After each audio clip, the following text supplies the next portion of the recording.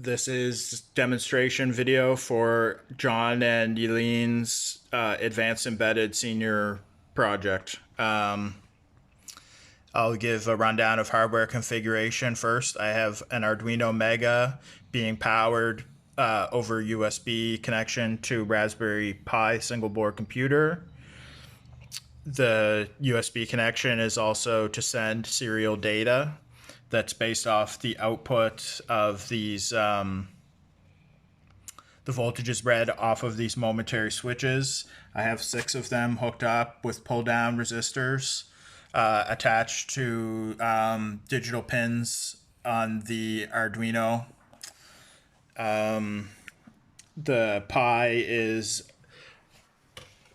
has the frame buffer graphical output for my graphics program going to just my TV.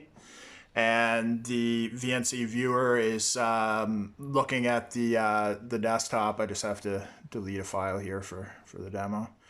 The desktop's viewable on VNC on my laptop.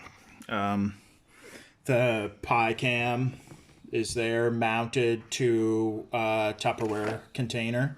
My cat's going crazy, so if there's an intruder, just bear with me. And my wife, Sarah, is going to also be helping out with a few things, so give credit where credit's due. So the software basically runs like this. The Arduino has just running in its loop, looking for highs on the digital pins from the momentary switches. And the switches work like this. The first switch here, if that goes high, that represents a car entering the lot, a legal car. The next switch in line represents the same car exiting the lot. The middle one is for a car that possesses a valid parking pass but is invalid for this particular lot. And the following switch is for that car leaving the lot. And the final 2 are illegal car entering, illegal car exiting. So once it sees a high on any of the pins, it sends a corresponding char over the serial USB. And there's a main program running on the Pi in a loop, and it's looking for serial data to come over the USB. And when it finds something there, it takes it and stores it in a variable, and then it exits the loop. And the program forks into the parent process, either creates or deletes files for each car. So when a legal car enters, it writes a file that the char is just the number that I've assigned to the input pins. And when it exits, it deletes the same file. And those serve as semaphores for the graphics program, which uses them to draw a graphical representation. I'll talk about that more in a second.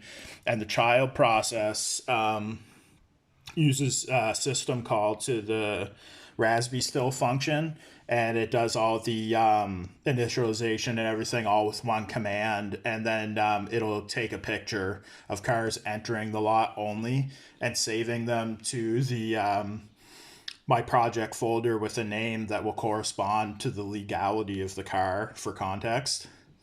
And so once that happens, the program terminates. And the main program that I just described is running in a constant loop inside of sort of like a master program that calls it at the start. And all it does is call the main program, and then when it terminates, it just repeats it over and over. So it's also running in a constant loop. I was getting segmentation faults when I was trying to get it to loop within the program itself. So I just did it that way, and it seems to wait for both processes to stop, and it stopped the segmentation faults. So I just went with that. I hope that that's okay. And the graphics program is running in a loop continuously, and it initializes and sets a black background. And I have some text that prints with every iteration. And for every iteration. Then it enters a loop, and I'll show you there. So that's what we have with no cars in the lot.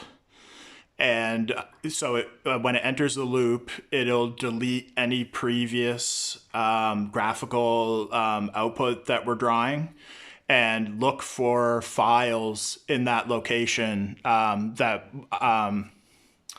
show the presence of the certain cars in the lot.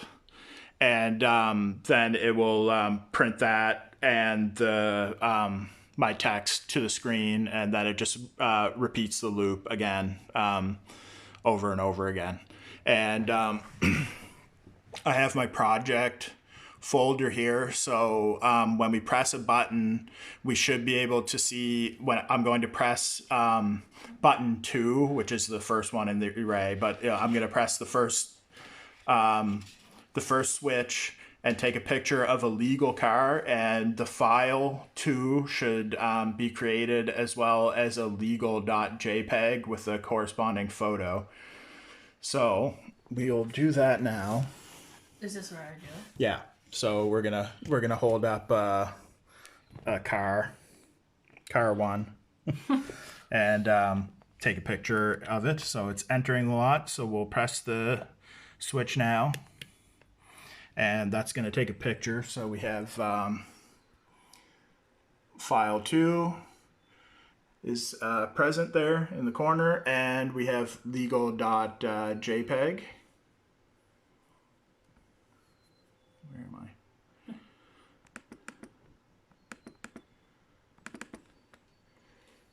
So there's car 1. So it took the picture. Close that up, and then our graphical program now shows a uber simple representation of a car that's about as caveman as it gets, but it's legal, so it's green, and it's kind of shaped like a car. So that's our parking lot there, and then I'll just press it exiting the lot, and we'll see it disappear. So he's gone now. And the corresponding file you can see is gone. No more file 2.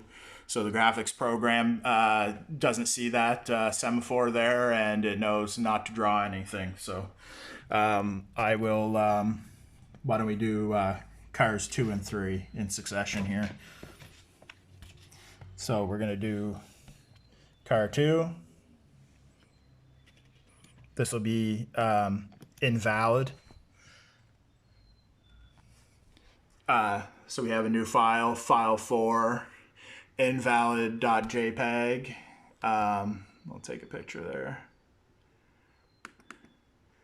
Show you the picture, I mean.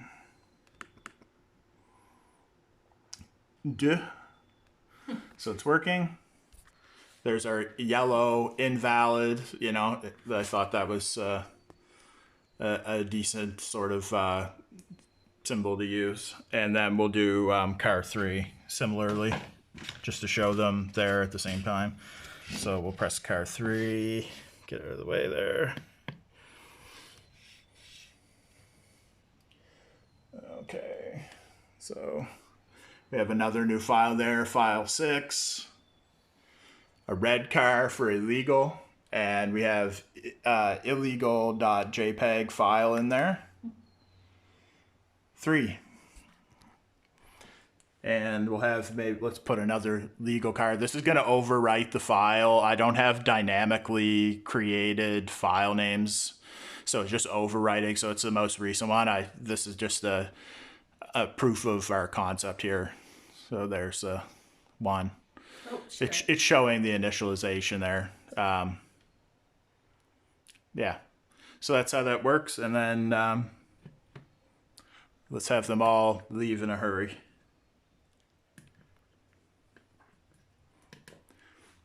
Advanced Embedded, yay. So that is how the project works. I hope that we've hit all the outcomes, and thank you very much for your consideration. It was fun to do. Okay, thanks, bye.